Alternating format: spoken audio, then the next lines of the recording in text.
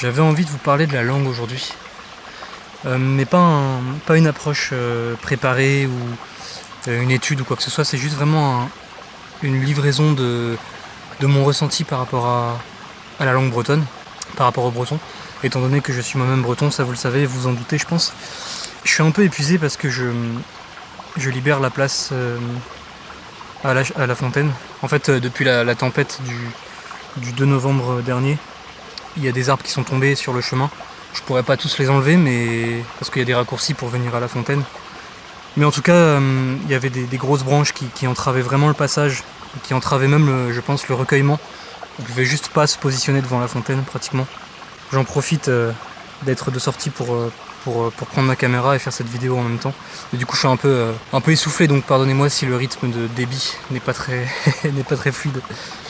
Comme vous le savez, et comme tous les Bretons, je parle le français depuis que je suis né.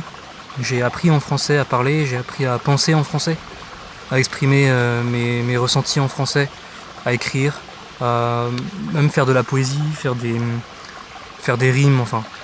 J'ai vraiment grandi avec le français, que ce soit voilà, dans ma tête ou autrement, et c'est vraiment ma langue, le français, que je le veuille ou non, en fin de compte. Mais seulement, il y a forcément ce moment où je me suis rendu compte à l'adolescence que, en fait, et c'est un exemple que je donne assez souvent, si on considère que mon arbre généalogique, depuis 1200 ans, c'est une journée de 24 heures, et bien il y a ce moment où tu te rends compte que ça fait juste 1 heure que tu parles le français, et encore peut-être 45 minutes que tu parles le français, et que bien avant ça, des gens que j'ai encore pu connaître, comme mon arrière-grand-mère, avant de parler français, parlaient une autre langue. Cette langue, c'est le breton. Et petit, je me souviens que mon père m'a proposé pourtant de m'inscrire à une petite... je crois que c'était sur l'heure du midi au collège, je pouvais apprendre le breton. Et je me souviens très bien du ressenti que j'avais eu. En fait, n'y voir aucun sens, n'y voir vraiment aucun sens, autre qu'une perte de temps, moins de temps pour jouer, moins de temps pour m'amuser. J'ai tout de suite refusé, mon père n'avait pas forcé à ce moment-là. En fait, je ne comprenais pas l'utilité.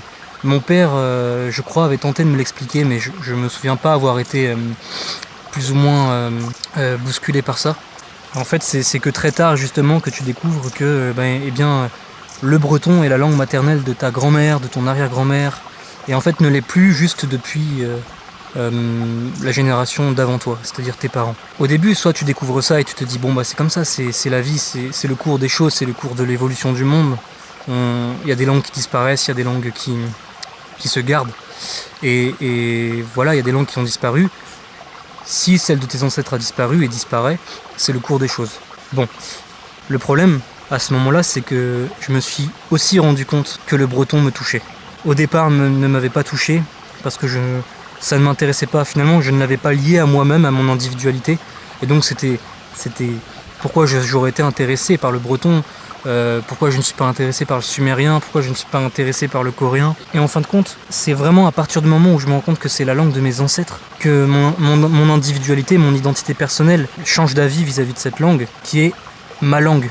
Si je considère que ma vie est plus grande que celle de mon existence, c'est-à-dire à partir du moment où je suis né et jusqu'au moment où je vais mourir, eh bien c'est aussi ma langue, c'est dans mes gènes, si on croit à la mémoire génétique, les mots qui ont résonné, les syntaxes, les tournures de phrases qui ont résonné, la poésie, la manière de voir la nature, le monde, les événements du cœur, tout ça a été régi par et en breton.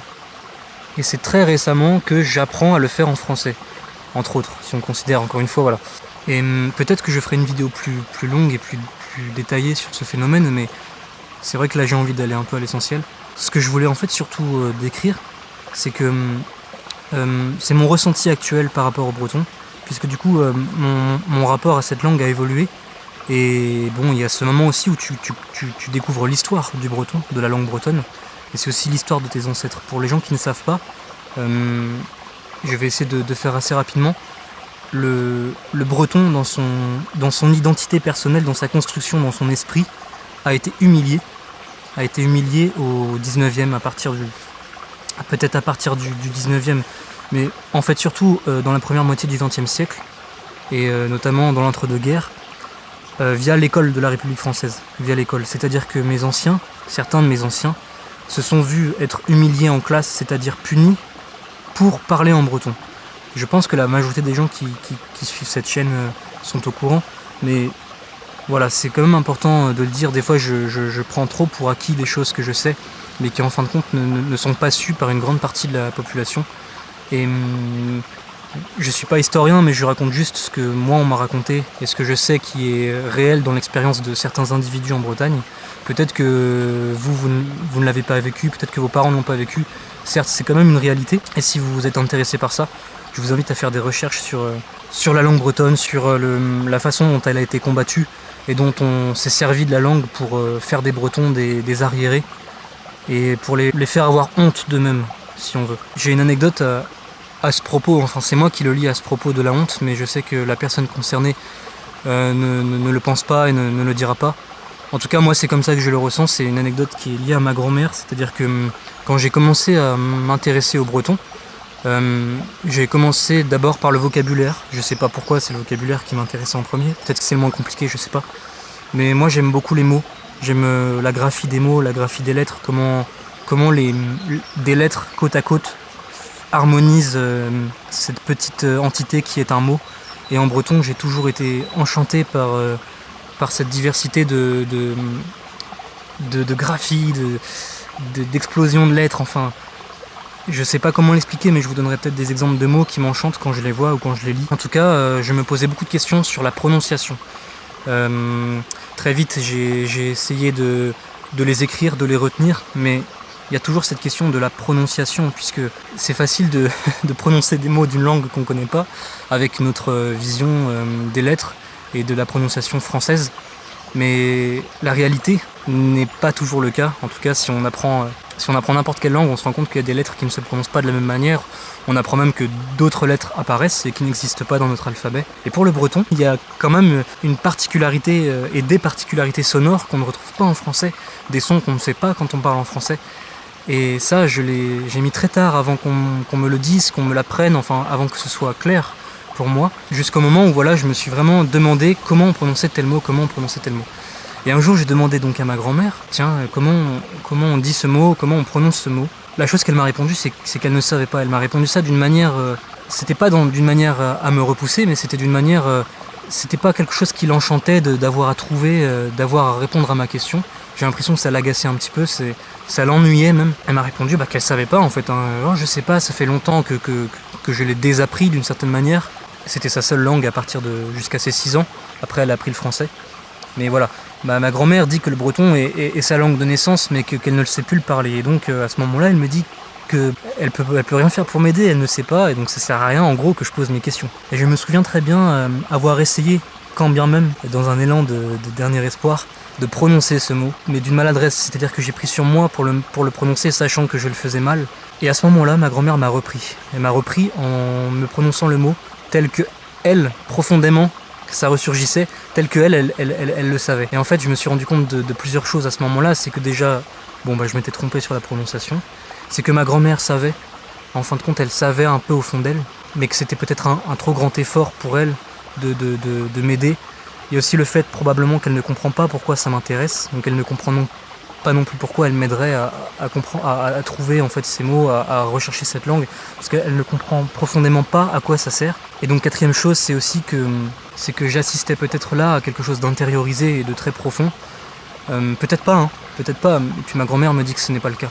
Mais moi en tout cas, c'est à ça que ça m'a fait penser, c'est qu'il y a quelque chose de profond qui a été intériorisé et qui est que le breton ne peut pas avoir de sens autre que simplement le faire vivre et autre que ce soit une langue qui existe en fin de compte, puisque apparemment le sens doit se trouver ailleurs et ça n'a tellement pas de sens, elle a tellement intériorisé l'idée que ça n'avait pas de sens, pas d'intérêt, qu'il fallait que je rame autant pour avoir une prononciation correcte d'un mot que je cherchais. Voilà, ça c'est une anecdote que je voulais vous partager et que je raconte souvent par rapport à mon rapport à cette langue. Il y a aussi autre chose quand on est breton et qu'on se découvre petit à petit, c'est que il y a ceux qui te demandent si tu parles breton quand tu leur dis que tu es breton ou quand tu leur dis que tu t'intéresses à la Bretagne. Systématiquement, la première chose qui vient, c'est est-ce que tu parles le breton. C'est vraiment c'est la chose primordiale en fin de compte. Et je ne dis pas que ça ne l'est pas, je sais que c'est très important la langue, mais il y a souvent cette impression que pour ces gens, si tu ne parles pas breton, il y a quand même quelque chose que de central que tu n'as pas. Bref, après ça j'en reviendrai sur la chaîne. J'y reviendrai sur la chaîne, c'est aussi la raison pour laquelle j'ai pour but très urgent d'apprendre ma langue. Mais en tout cas voilà, pour ces personnes, c'est la première question qui vient. Et donc quand tu dois expliquer que tu ne le parles pas, au départ je disais non, je parle pas le breton, et je voyais très bien que quelque chose changeait dans leur regard. Mais en fin de compte je me suis juste aperçu que c'était pas de ma faute, que c'était pas de la fainéantise, ou que c'était pas juste quelque chose que je repoussais au lendemain, parce que parfois on peut interpréter, et je l'ai interprété comme ça souvent, c'est que la personne se dise qu'est-ce que t'attends en fait, juste vas-y, apprends le breton et fais pas chier, pourquoi tu te plains de ne pas le savoir, pourquoi tu te prétends breton, et comment ça se fait que tu n'es pas là en train de l'apprendre. Et en fait, à travers cette façon de penser, eh bien, moi je voulais parler d'un sentiment qui est assez peu évoqué, c'est la difficulté d'apprendre sa propre langue. Quand on a été tellement déraciné d'elle, que le poids en fait de l'apprendre est si lourd, le poids émotionnel, le poids en termes de quoi j'ai l'air devant mes ancêtres, de quoi j'aurais l'air, qu'est-ce qu'ils penseraient de moi, et est-ce qu'ils auraient l'empathie, la compassion pour être indulgents avec moi, ou est-ce que ça les insupporterait que je prononce si mal et que j'écorche autant leur langue? C'est une vraie question, c'est que je me suis pas encore confronté à ça parce que je n'apprends pas officiellement le breton auprès d'organismes ou quoi. Mais je sais très bien que quand il s'agira de dire à mes proches que je l'apprends, ils attendront de moi quelque chose de...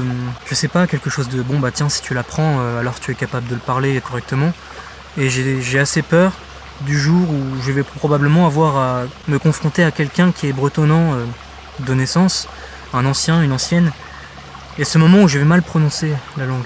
Parce que je les entends tellement, ces anciens, je les vois tellement quand je discute avec eux, ils se plaignent tous du nouveau breton, du breton de la radio, ils disent tous qu'ils ne comprennent rien, ils sont même agacés en fait, ça les agace profondément. À ce moment-là, je suis tiraillé entre l'idée de leur dire mais putain, mais vous comprenez pas une seule seconde que les gens qui reparlent le breton essayent et font de leur mieux pour le parler correctement.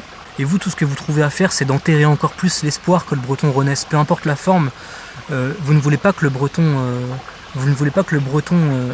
continue d'exister dans sa forme générale. Vous voulez absolument que s'il demeure, c'est dans la forme que vous avez connue. C'est encore quelque chose qui nous fige, qui fige dans le temps. Et je comprends aussi ces anciens parce qu'ils sont tellement attachés émotionnellement à cette langue que parlaient leurs parents que le moment où ils l'entendent à la radio, il y a une sorte de dissonance et ouais, émotionnellement ils comprennent pas quoi, ils se disent mais qu'est-ce que c'est que ce cirque? Ce n'est pas la langue de mon père, ce n'est pas la langue de ma mère. Et en fait, il y a une vraie division dans tout ça. Et quand tu es au milieu de tout ça, quand tu essayes et quand tu rêves de rallier tous tes semblables en une sorte d'entente générale, et que tu dois quand même apprendre le breton, eh bien il y a une forme de très grande pression en fait qui se pose à toi eh bien si tu veux l'apprendre correctement, il va falloir que tu oses te tromper. Mais pour oser se tromper, il va falloir aussi affronter le regard de gens qui vont se dire mais qui c'est ce rigolo là, qui prononce mal tel mot, qui parle avec son accent français. Je voulais juste confier ça, c'est que il va y avoir forcément ce moment où je vais avoir à me confronter à ça. Et d'ailleurs je suis très admiratif des gens qui apprennent le breton et qui se confrontent à ça. Je parle bien sûr de ceux qui apprennent le breton et qui ont ce souci de faire l'effort de correctement le prononcer, parce que qu'on pense ce qu'on veut ou pas, quand j'entends ces anciens critiquer le breton de la radio, il est réel, et il faut le dire, que certains ne font pas d'effort de prononciation. Quand on parle le breton, on ne parle pas le français. Il faut pouvoir mettre de côté son accent, sa manière de penser en français, et je sais que c'est très compliqué, mais vous voyez ce cliché du français qui parle en anglais sans faire à aucun moment aucun effort de gesticulation de la langue, d'articulation de la bouche pour pouvoir prononcer un tant soit peu les sons qu'on entend en anglais. Eh bien, je reconnais la même chose parfois quand des Bretons essayent de parler leur langue. À quoi ça sert, en fin de compte, d'avoir appris le vocabulaire et la syntaxe si dans la musique de cette langue qui sort de votre bouche et que vous continuez de faire vivre, il n'y a pas sa substance, il n'y a pas son essence. Comment... Parce que qu'on n'y arrive pas, c'est une chose, mais qu'on n'essaye pas, en est une autre. Et souvent, j'ai l'impression qu'il n'y a pas d'essai, il n'y a pas de tentative. Et ça m'inquiète. Ça m'inquiète un peu. Dernièrement, j'étais dans un magasin, un supermarché à Audierne plus précisément. Et je croise dans un rayon deux petites vieilles qui font presque 2 fois moins ma taille. Toutes mignonnes, et elles parlent entre elles une langue que je ne reconnais pas tout de suite. Mais très vite, je me dis, ok, bon, c'est du breton. Mais ce n'est pas du breton que j'ai déjà entendu. Je pense qu'elle parlait le breton du Cap. Je ne saurais pas du tout décrire en quoi c'était le breton du Cap, mais je me souviens que c'était pas le breton. J'en ai entendu des gens parler en breton dans des documentaires sur internet. Ce breton-là, je l'avais jamais entendu. En fait, j'ai quelque part feinté chercher quelque chose qu'il n'y avait pas dans ce rayon, juste pour les écouter parler. Et j'ai vraiment beaucoup aimé les écouter parler. Elles étaient vraiment très mignonnes. En fait, je sais pas de quoi elles parlaient, mais je reconnaissais quelques mots par-ci par-là. Et à un moment donné, je me suis dit que je pouvais pas juste être spectateur de cette situation sans interagir avec elles. Alors je n'ai pas trouvé tout de suite de quoi dire, et en fait je leur ai parlé, peut-être trop hâtivement, parce qu'en fait je leur ai dit est-ce que vous parlez bien en breton, et elles m'ont répondu que oui. Elles chuchotaient un peu, elles parlaient vraiment bas. Bon, je me suis dit que je pouvais leur dire que j'étais content de les entendre parler en breton, mais que je leur ai dit qu'il fallait pas qu'elles hésitent de se faire plus entendre, et que c'était bien d'entendre du breton en Bretagne. Et en fait, dans leur langage corporel, l'une des deux a d'abord tout de suite fui, et la deuxième n'a pas tardé non plus à montrer qu'elle était un peu mal à l'aise. Bon, je suis parti, je leur ai dit au revoir, mais je me suis en fait rendu compte d'un truc, c'est que j'étais vraiment rentré dans leur intimité. En fin de compte, le breton probablement leur permettait de parler sans être compris. J'ai tout de suite interprété ça comme ça, peut-être que c'était pas le cas, mais voilà, je me suis d'abord senti un peu honteux de les avoir d'être rentré dans leur jardin secret. Mais en même temps, j'ai ressenti une certaine violence, en fait. Je me suis dit, putain, mais en fait c'est super compliqué, qu'est-ce que je suis censé faire? Elles parlent encore la langue, mais c'est leur moyen pour elles de pas trop se faire comprendre, et quand un jeune leur fait signe, elles partent en fait. Peut-être que c'était moi qui étais maladroit, mais c'est un sentiment que j'ai déjà eu plusieurs fois. C'est que les anciens qui ont gardé le breton, parfois veulent le garder pour eux. Ça reste la langue du secret, la langue du petit comité. C'est très dur d'être un jeune et de chercher ses racines quand on est dans ces circonstances-là, quand on est dans cette situation-là. Et le jour peut-être où vous qui regardez cette vidéo serez en recherche justement de votre langue, de la langue de vos anciens, et de probablement celle qu'il y a dans vos tripes, si vous le découvrez un jour ou pas. Ce jour-là, j'espère que vous arriverez à garder votre motivation, garder, on va dire, la tête haute, parce que c'est pas évident quand ça vous tient autant à cœur, quoi, d'être dans cette situation. En fait, cette vidéo, c'est un peu un journal intime, je sais pas trop comment dire, mais c'est plus moi qui avais besoin de partager ça, ce sentiment-là, plus qu'une réelle analyse du breton. Si un jour vous arrivez à parler le breton, à le vivre, à penser en breton, à le sentir en tout cas du mieux que vous pouvez, c'est-à-dire avec ce qu'il nous reste, on parlera jamais breton comme nos anciens, on pensera jamais en breton comme nos anciens, parce que de toute façon c'était aussi la langue de la terre et du travail, et on n'a plus vraiment les mains dans la terre. Donc bon, il y a quand même plein de choses qui sont obligées d'évoluer, et qui ont déjà évolué grâce à beaucoup de gens qui ont fait évoluer le breton, et je les remercierai jamais assez.